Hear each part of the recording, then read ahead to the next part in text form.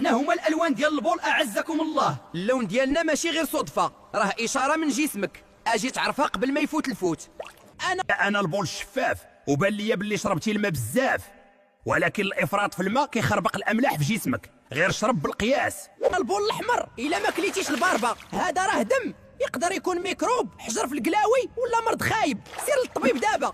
انا البول الصفر الفاتح، خاصك تفرح ملي تشوفني، كنعني بلي الكلاوي ديالك خدامين مزيان وكتشرب القياس ديال الماء، برافو عليك. انا البول الازرق، لوني غريب وقليل، غالبا كنجي من شي دواء شربتيه ولا ملونات، الا كان لوني بلا سبب ضروري تسول الطبيب.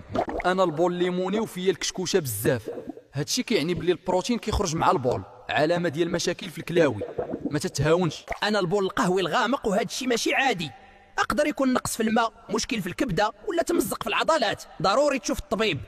انا البول الاخضر بحالي بحال الازرق، كنجي من الدواء ولا الماكله، ولكن الا كان معايا الحريق راه ميكروب خايب، رد البال لراسك. انا البول الابيض المضبب، فيا الحريق والريحه خايبه، علامات واضحه ديال الميكروب في المسالك البوليه، سير شوف الطبيب.